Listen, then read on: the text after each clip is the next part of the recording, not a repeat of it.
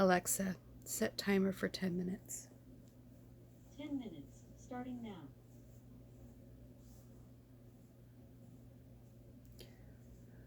Oh my gosh, it's been a while since I've been on camera. I came on here with a topic in mind on what I was going to talk about, but the minute I hit record, I realized that I should probably update you on what's happened since you last saw me. First of all, let me just let it be known that it's only been 2 weeks since I bleached my hair. The salon lady bleached my hair. I didn't do it myself. And my roots are already showing that badly. That's growing quickly, isn't it? Way too quickly. I will not be able to keep up this color if it grows that quickly. I'm going to talk about 3 topics, and I'm going to try to keep this video 10 minutes or less. So please bear with me if I don't go into too much detail, or if I maybe ramble too long. Maybe it won't be 10 minutes. I don't know. We'll see. First topic. Last night,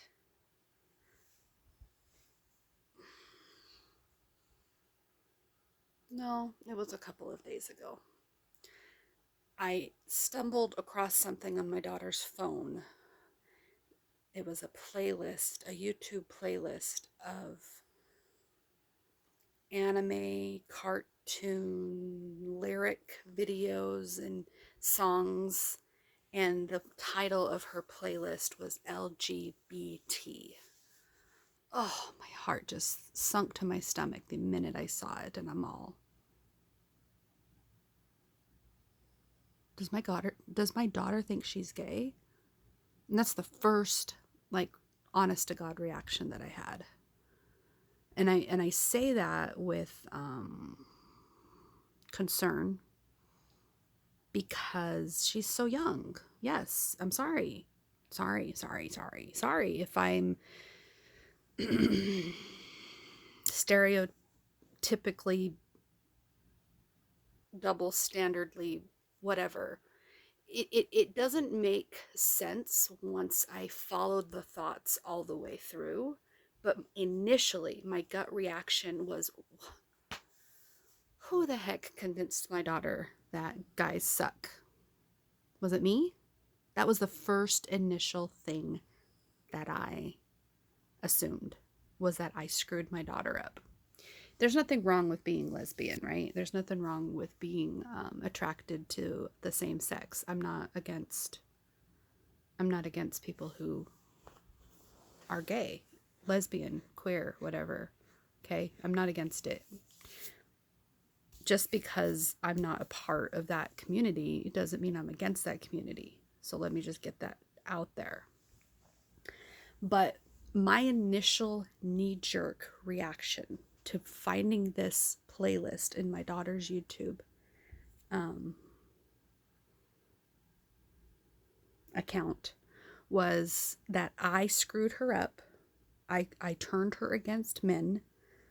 I felt responsible for her exploration of this LGBT dialogue in her mind. I felt like I did it to her. But then I followed the thoughts. Follow with me here, okay? This is my coming to realization that I wanted to share. I followed the thoughts all the way through, and basically what I determined was, when I was 11, there was a boy down the street that I thought was so darn cute, but I knew he didn't know who I was, wouldn't care to know who I was. Like, he was just that cute, and I was so not in his vision, line of sight, anything. If I knew that, if I had that much wherewithal to know that I liked this kid that much at 11. Certainly, my daughter can know that she might have a crush on a girl, right? And in a lot of ways, once I realized that thought, I traced it back even further to when her best friend was here in town. And I even mention it in one of my videos about how much I can just tell that they love each other. Now, to be 11 years old and in love with your best friend does not necessarily mean that you are sexually oriented as a lesbian.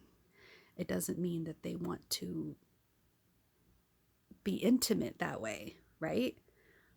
So I'm not thinking my daughter's thinking about sex. I don't think she's thinking about sex. Just like I wasn't thinking about sex with the boy down the street when I was 11. I wasn't thinking about sex. I just knew that I liked him. I knew that I crushed on him. At 11 years old, I knew what I liked in that boy, right? So my daughter, this is probably going to be 10 minutes all on its own. I could tell my daughter was in love with her best friend a month ago when she was here. I could tell that she really, really, really missed her a couple years ago when she first moved. I could even remember the moment that I thought to myself, huh, I wonder if they're going to be a couple one day. I remember thinking that a couple years ago because of how much I could tell how much they loved each other. Okay? So I'm not surprised that this girl might be the one that she's crushing on. Okay, so then I'm going to tell you something else. I think I was 11 or 12, and I was hanging out with one of my distant cousins. She might be a second, third cousin. I don't know how far back that goes, but we hung out every day for several days. And there was a conversation at some point where I told her that I think I loved her. And again, it wasn't sexual, it was strictly about my connection to her, strictly my emotional connection to her. And even though she was my cousin, I still strongly felt that I was messed up or wrong or something because I was in love with not only my cousin, but also a girl cousin. And I did everything in my power to put that out of my mind as much as possible. And never thought about it really hardly ever again until my husband was watching porn and I was attracted to women getting turned on, getting aroused. And I retraced my own bisexual things back to my first encounter of having a really deep crush on my girl cousin. And I have never really explored that side to me. And I'm not saying that I'm lesbian or heterosexual, but I would say that I might be bisexual. I would say maybe. I just haven't explored it. I haven't really allowed myself to explore it fully.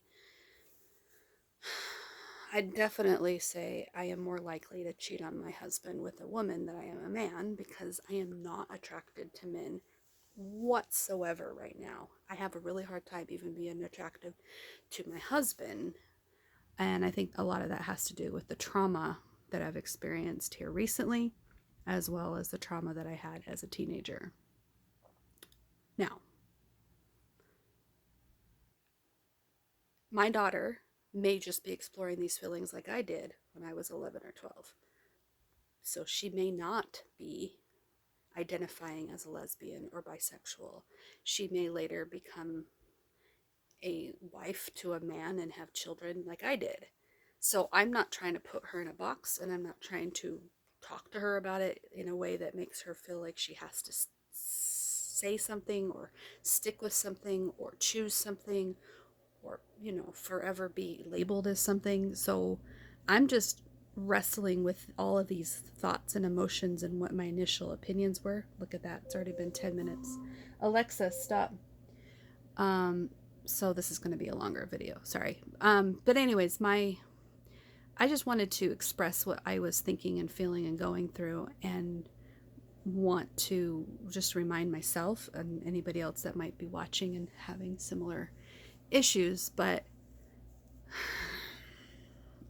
the very first and foremost thing that I could ever remind myself is that my daughter's happiness and safety, emotional safety, physical safety, is the most important. And if she feels emotionally safe to talk to me about it, that's great. But if she doesn't, I probably should work on that. I should probably work on providing her a space where she feels emotionally safe. One of the things that I've already told her tonight, because I kept looking, I kept snooping through her stuff. I'm not snooping in a way that is wrong, because she's 11, and as a mom, I'm supposed to check up on what she's looking at and doing and stuff, because hello, that's how you keep your kid from sex trafficking and perverts and pedophiles and all that, right? I got to check up on her. That's my job. So I'm trying not to snoop and invade her privacy, but I had I guess, to make sure that she's not watching things she shouldn't be and stuff. One of the things she wrote on a coming out video was, I am 12. She's not 12, she's 11. She wrote, I am 12, and I'm waiting until I'm 13 to tell my mom, because I know she will think that I'm too young. She said that 3 days ago. It was written. She typed it 3 days ago, and the only reason why I found it was because someone commented after her, and it notified her, and I could see that when I'm logged in as her. And she doesn't know that I know this, but I did come to her later today after I read that, and I validated her. And I said, you know, I think you might be a different girl trapped in your own body. And she's kind of looking at me, and I says, I think you're a 13-year-old trapped in an 11-year-old body. And she looks at me strange again, and I says, because your teeth are too mature. And she starts smiling, because we were just told by the dentist before her braces that she has the teeth of a 13-year-old. She's 11 and she's already in braces, and the orthodontist was really impressed that her 13-year-old brother has 11-year-old teeth and she has 13-year-old teeth, like they've swapped ages somehow. And it's true, my son is actually very delayed in a lot of his physical maturing and his emotional maturing and all that, but my daughter's very advanced and very mature. So I commented that she's already developed breasts like a 13-year-old would be at this stage, and she's already started her period. I didn't start my period till I was 13. So I validated her in just those 3 things, her teeth and those other 2 womanly things. And oh my gosh, I got so much smiles and loves and hugs from her. Like, she knows that I'm looking at her history. She knows that I'm asking her if there's anything she wants to talk about. She knows that I know. You know what I'm saying? But she won't come right out and tell me. And I'm not going to push her. If she doesn't feel safe, if she doesn't feel emotionally safe, then that comes back on me on how can I help her feel emotionally safe with me. I validated her. I validated her with her emotional age. Her emotional age is not that of an 11-year-old. Her emotional age must be that of someone older. Just like her teeth, just like those other things. Like, I've got to do that for her. Because she wants to wait till she's physically 13 to tell her mom what she's going through right now. I want her to feel like she can open up and talk to me. And if she doesn't feel like she can do that right now, that's fine. That's fine. I'm not gonna It saddens me. It makes me sad, but it's fine. I had so many things that I wanted to tell my mom, but I didn't feel like I could. My mom never gave me a reason why I couldn't, but I just wasn't ready to tell my mom. My mom tried to get me on, she got me on birth control when I was 14 years old. I was not sexually active, but she was so afraid of me being a teenage pregnant mom. She got me on birth control at 14 years old. Every single day I took that darn pill, and every single day I took that pill, I kept thinking, is today the day I'm going to lose my virginity? Is today the day I'm going to lose my virginity? Is today, oh my gosh, that drove me nuts every single day. So I think it was only 2 weeks I took that thing. And then I'm like, you know what? Screw this. I can't do this. I can't think about losing my virginity every day. So I stopped taking the birth control pill. I lost my virginity when I was 16 years old, and I didn't tell my mom about it. And I didn't have the birth control anymore. I wasn't getting regular prescriptions because I wasn't sexually active.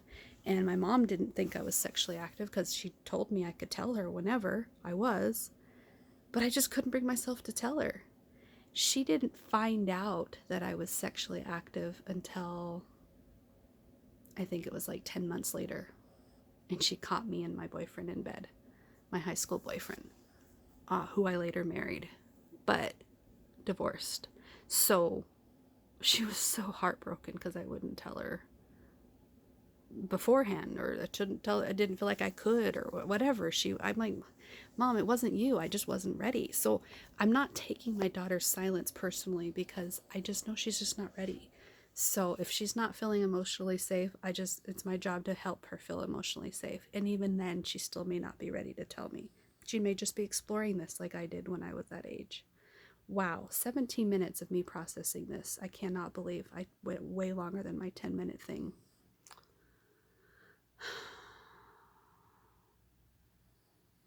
I don't remember what the second thing was. Maybe I'll remember in a second.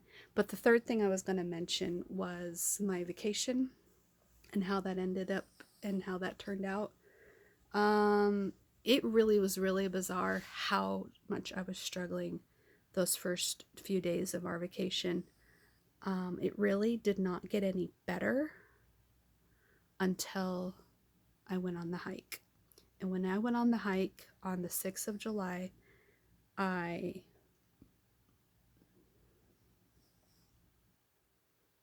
woke up better. I followed through better. I went all the way to the top. No, I didn't. I didn't go all the way to the top. I went 3 miles up the mountain with my husband and my kids.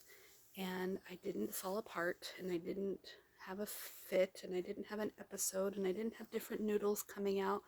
It was just all me. It was all crystal. It was all just, it was such a different experience. And then I came down the mountain and I had really bad heat stroke, and I was exhausted, and had a migraine, and I was throwing up, and I was so much pain. And even through all that, I still kept my wits about me, and I didn't have episodes like I had the few days prior. It was really bizarre how complicated everything was before the hike, and how smooth sailing my moods were after the hike. So I chalk it up to the hike just giving me anxiety. The hikes were causing me to fall apart mentally and fragment even further. And it was just really interesting how much value and anxiety I had in that hike, and how much relief and at peace I was once the hike was over. So that was the one thing I wanted to mention, since that was the last time you saw me, was before this video. And then the third thing, I don't remember what it was.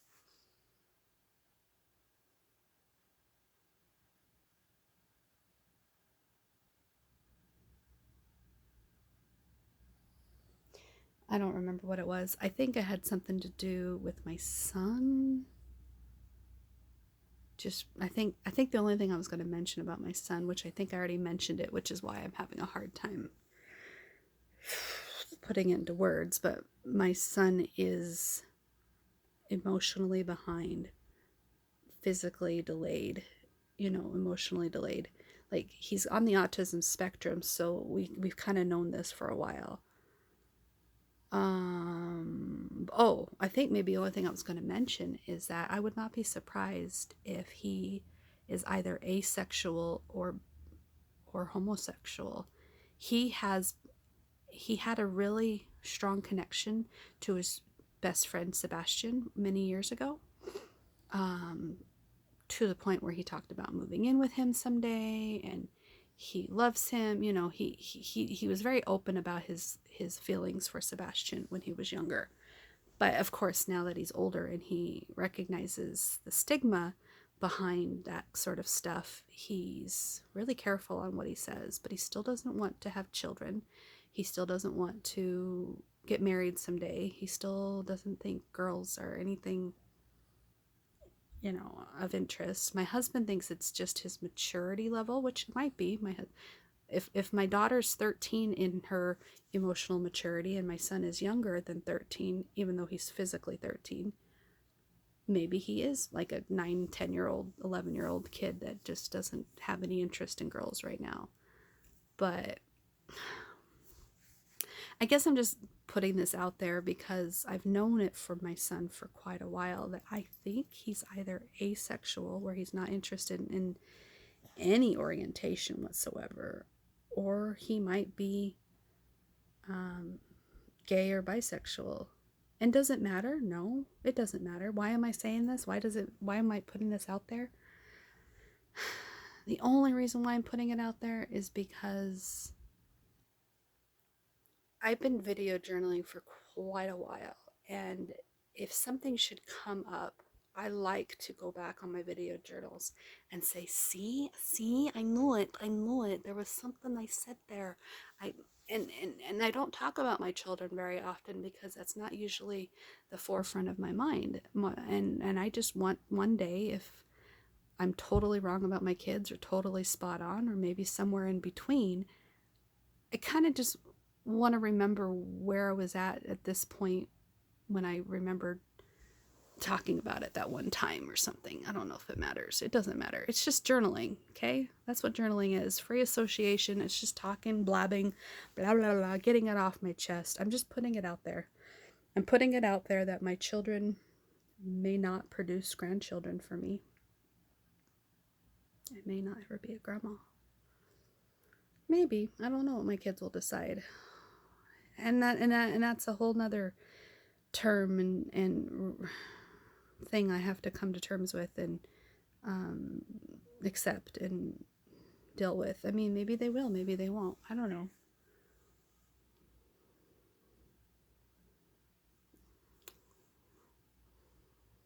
I guess the reason why I'm even mentioning it, I guess the fundamental core value of all of this is whatever my children choose to do and choose to be and choose to associate with.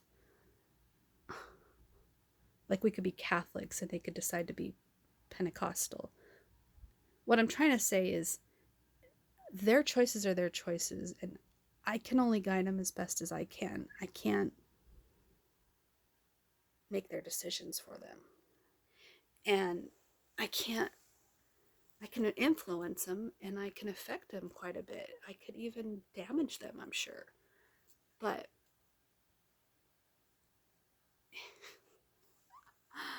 I I set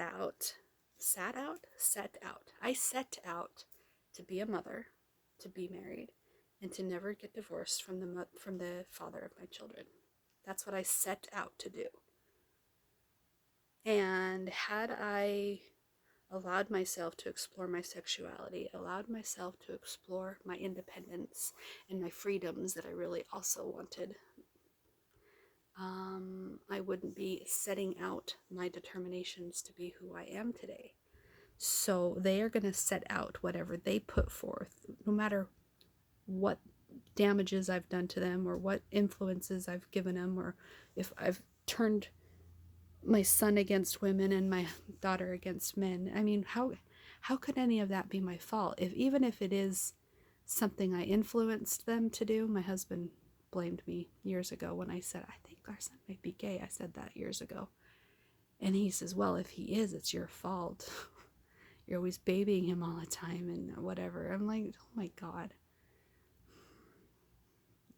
Can you see? I'm just in my head. I've got this persecutor that's like talking down to me like it's my fault. It's my fault. It's my fault. You did this. You did this. And I'm like, no, it's not. Stop it. Stop it. Stop it. Stop it. I'm not at fault for their choices. And there's nothing wrong with their choice. So why would there be anybody to blame anyway?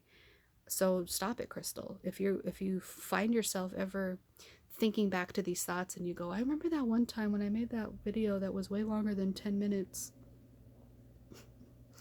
What did I say to myself again? Let me go find that video. What I'm telling you right now, Crystal, is stop it. Their choices are their choices, and no matter what childhood you've given them, they get to set out whatever desires they choose to set forth for themselves. If they want to be Rockefellers and, presidents and astronauts or whatever, despite the upbringing in childhood and poverty levels that they had in their background, they could set their mind to whatever they want. And they're going to. They're going to be awesome human beings because they are. They are already awesome. There's nothing you could really do to prevent them from being awesome. So just let them be awesome. Just let them be awesome, whoever that is. You don't have to shape that for them. You don't have to create that for them. You are not going to be the one that gets the credit for that either. So, yeah, just sit back and watch them blossom. Help them, guide them, whatever, provide them a safe emotional space, but don't control it. You can't control it. There's nothing that you've done already to control it. Just provide them a safe space. I think I'm done talking now.